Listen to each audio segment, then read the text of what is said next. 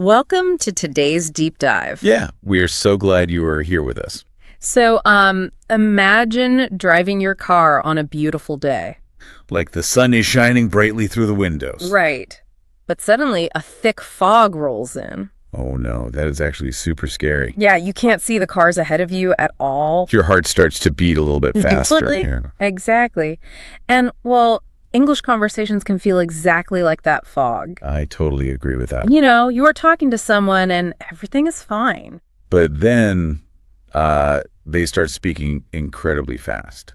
Right. Or they use really complicated, difficult vocabulary words. And just like that, you are completely lost. Yeah, the conversation feels like a thick, confusing fog. So what is our mission for today's deep dive? Well, we are talking about feeling confused in conversations. Which, happens to everyone. Right. It is a completely normal thing to experience. Even native speakers get lost with difficult topics sometimes. Oh, definitely. So our mission today is to help you handle this fog. We have some amazing source material to explore today, right? Yes, we do. It teaches us how to move past basic English phrases. Because we want you to feel incredibly confident instead. Right. So you can sound smart even when you are lost. Right. So, where do we actually start? Well, first we must understand why our old phrases fail us. Like what beginners usually say when the fog rolls in. Right. Beginners usually just look nervous and say, sorry. Or they might say, I don't understand. Exactly. Those are perfectly correct English sentences. But they keep you trapped at a very basic level. Yeah. So why is it actually bad to say those things? I mean, they seem polite enough. Because, well, it stops the conversation completely. Oh, I see. It doesn't build a helpful bridge between people. Right. It acts like a solid brick wall instead. It forces the other person to just stop talking. Yes. Because they don't know how to help you. Because they don't know what specific part confused you. Let's look at a specific scenario from our sources. Okay, let's put ourselves in a real situation. Imagine you walk into a massive technology event. Like a very loud, super busy tech expo. Yeah.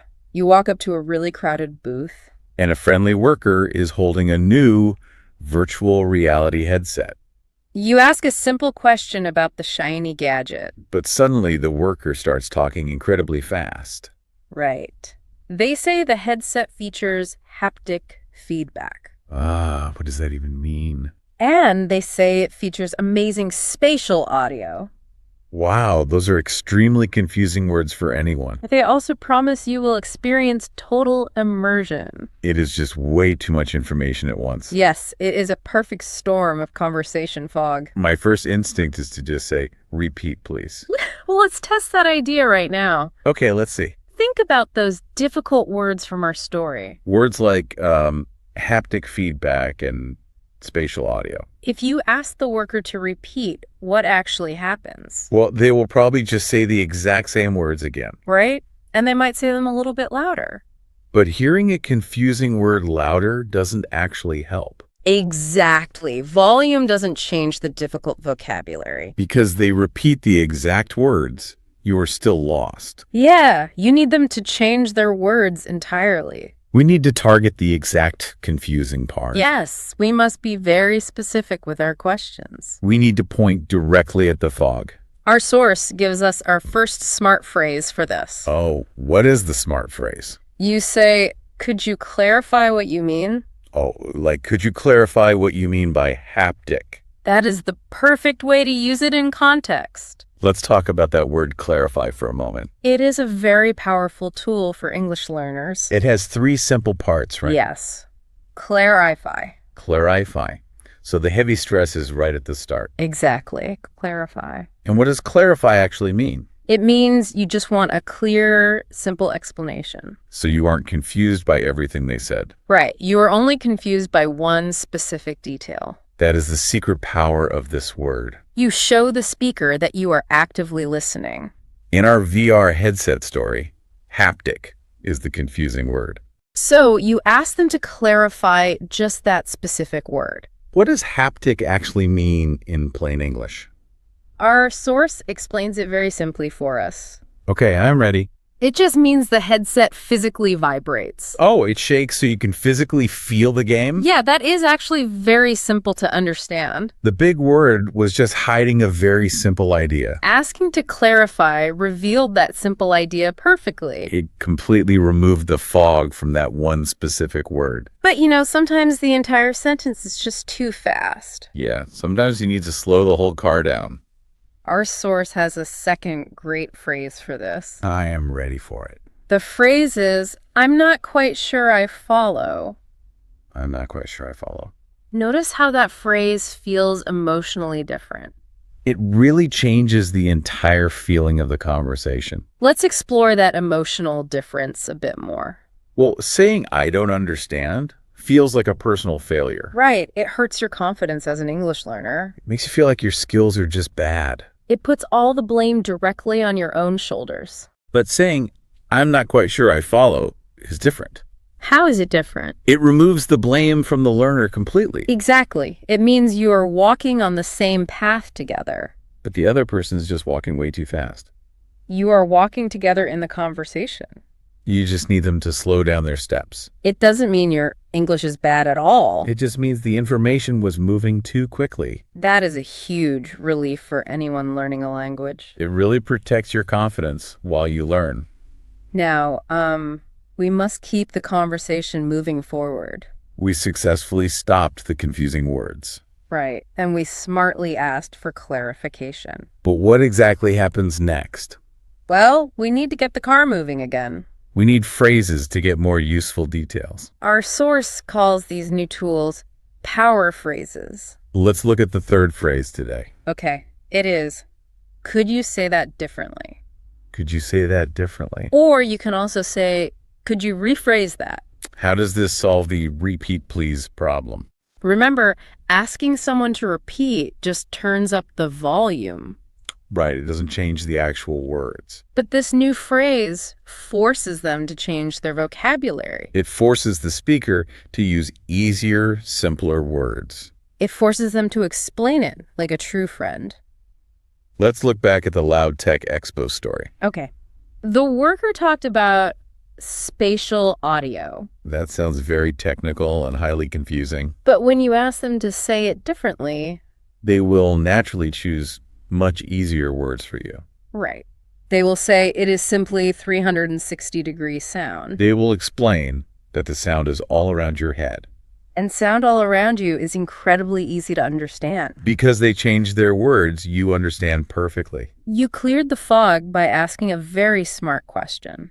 Now I am ready for the fourth helpful phrase. This one proves you are really paying attention. Oh, I like that. What is it? If I understand correctly. If I understand correctly. Confident business people use that phrase all the time. It is a very confident and professional thing to say. Our source says you use this to summarize the ideas. So what does it mean to summarize in this context? It means you repeat the main idea back to them. But I must use my own simple, clear words, right? Yes, you don't use their complicated, difficult words. You take their big idea into your own brain And you translate it into your own simple English vocabulary. and you give it back to them to check. Exactly. It creates a very safe safety net. If you are wrong, they will gently help you. They will easily correct your understanding of the topic. It keeps the conversation safe and moving smoothly. We have one final smart phrase to learn today. Let's hear it. The fifth phrase is, could you elaborate on the price? The word elaborate sounds very advanced and formal.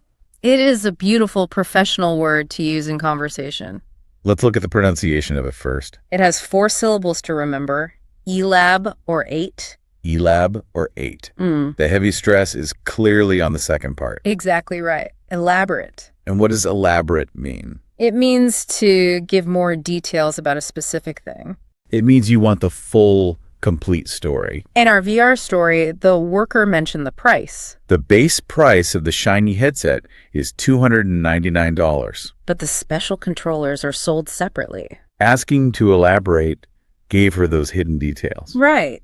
If she didn't ask, she wouldn't know the real price. She would be very surprised at the cash register. Think about a good friend buying a brand new car. Okay, my good friend buys a brand new car. They run up to you, super excited about the car. You wouldn't just reply, "Oh, tell me more." Right. Tell me more sounds a bit lazy and simple. It doesn't show that you are truly interested. It is a very basic response to exciting news. Instead, you ask them to elaborate on the car. Like, could you elaborate on the engine type? Or could you elaborate on the interior color? Asking them to elaborate sounds very confident and interested. It shows you care deeply about their personal story. It moves you from simple verbs to very smart verbs. You stop using basic words like say and tell. And you start using rich words like clarify and elaborate. It is exactly like painting a picture with more colors. We have covered a lot of great ground today. We have explored some truly helpful source material together. These phrases completely change the dynamic of speaking English. Let's summarize the main lesson of today's deep dive. What is the biggest takeaway from all of this? Well, fluency doesn't mean you never make any mistakes. People think fluency means using perfect grammar.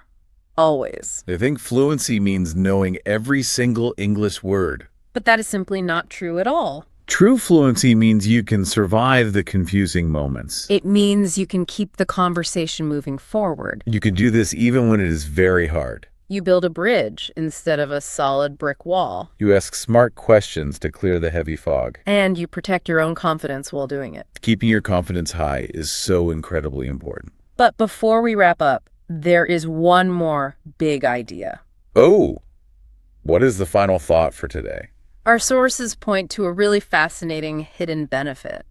I want to hear about this. I want you to think deeply about this later today. Oh, okay. I am listening. When you use these smart and very specific phrases, Yeah. you aren't just helping yourself understand things better. You are actually changing the other person's behavior too. Right.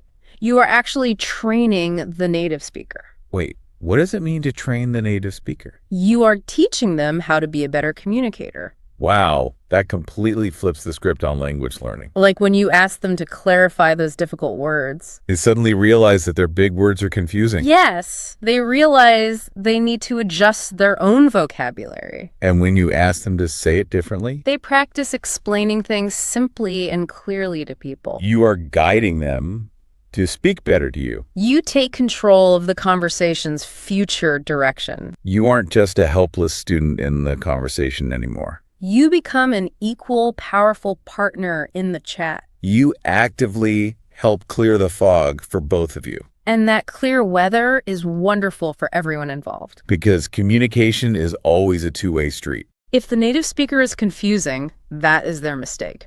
And you are giving them the tools to fix it. We hope you really enjoyed our deep dive today. We hope you feel ready to use these great phrases. Don't be afraid of confusing conversations ever again. Step into the fog and proudly use your new tools. The fog isn't dangerous when you have the right lights. Keep practicing these smart words every single day.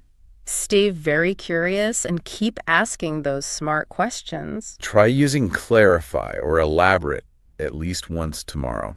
See how it changes the way people talk to you. Thank you so much for joining us today. Keep learning and keep talking to new people. Remember to clear that fog and train those speakers. Have a wonderful week and goodbye for now.